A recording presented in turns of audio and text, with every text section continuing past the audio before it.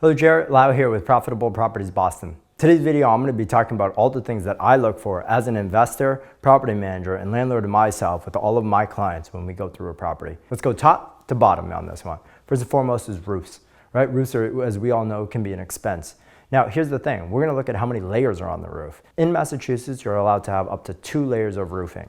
What I mean by that is after you have 1 layer of shingles, you can put another layer on top of that. That means that you don't have to have the expense of removing both layers to be able to install a new one. It's a lot more cost affordable. But we're gonna look at those shingles as they are now to be able to see what type of condition they're in. We're gonna go up to those attics, we're gonna go up to those top floor rooms and see if there's any types of signs of leaks, right? Huge. Right? If you can avoid having to have roof issues and leaks, that's damage to your property, major expenses saved. So after we've looked at the roof, we're going to look at the gutters and downspouts. Did they look good? Does it show wear and tear? Are they wood ones? Are they copper? What's the situation with them? Do they have to be repaired? What's the fascias, the sections behind the gutters look like, right? These are the things that when they're not installed properly, they're not draining properly, these things get rotted. Again, major expenses that you have to be aware of with it. After you deal with the gutters, we're going to move down to the windows, the siding, right? Do the windows, are they fiberglass? Are they wood? Do they have screens, right? City of Boston rentals, most towns require you to have screens on the windows. In addition, you want to make sure that those windows open and close easily, right? That they lock. We're going to test those out. And every single window you have to replace is about $500. If you don't have to replace them, fantastic.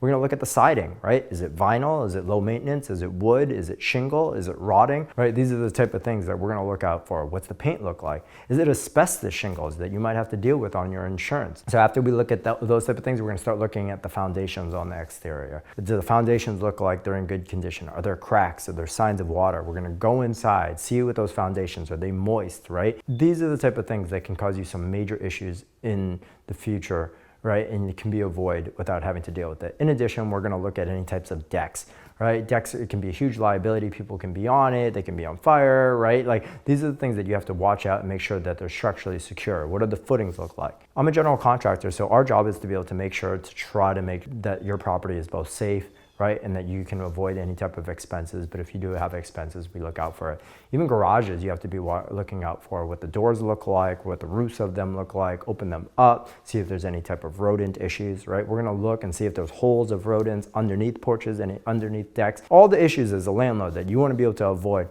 We're going to jump right into it. And then when you get inside the property itself, right, you're going to want to look at things like outlets. Are they 2-prong or 3-prong? 3-prong means that they're grounded. Are there breakers, right? Or is it fuses or knob and tube? Major things that insurance companies won't insure. Is it 100 amps, 60 amps, right? The type of things that, are there room in the box for any type of renovations? When I say a box, that means how many spaces in a breaker panel are left. So if you do add a dishwasher or a renovation, you're going to have to add to it, or do you have to upgrade it? Is there public meters, right? These are all electrical things that you have to be aware of. We look at plumbing. Are there garbage disposals already? Is it copper? What's the main drains look like?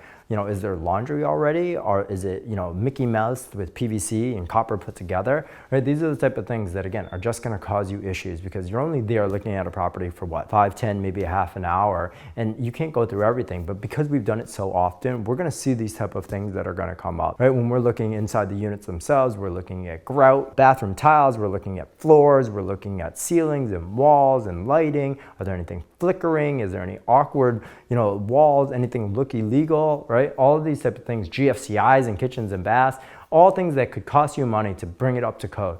So, there's tons of properties that we buy that are in bad shape, and that's cool. As long as I know the expenses that are going to go into bringing them into good shape, up to code, that's all I need to make sure that you're aware of because we build that into the price. But I do turn down most of the properties, and it's unfortunate that a lot of people do buy properties that because they're unaware of it and they don't know the expenses and they only get hit with this stuff later on. They say, geez, I really wish that we knew about this stuff. But their real estate agent just gave them the price and gave them a comp and told them this is a good deal, and they didn't guide them through any of these type of situations. And it's crazy. My clients that I work with usually have gone through this so many times with me. We do it on a virtual tour, sometimes even before we look at open houses, that they're ready and prepped. So I ask them after the open house, hey, did you check this? Did you check this? Check this. They have a checklist that I send them in with. So if I can't make it with them, they're still aware and they're comfortable and they know what they're getting themselves into when they make that offer and they purchase that property. And that's what it's all about, educating you, the client and the buyer, of the expenses that you might incur so that you're prepared. So if you or anyone else you know is looking for an investment property real estate specialist that can guide you through this, look out for the right things that are going to save you money and make you more money, please think of Profitable Properties Boston.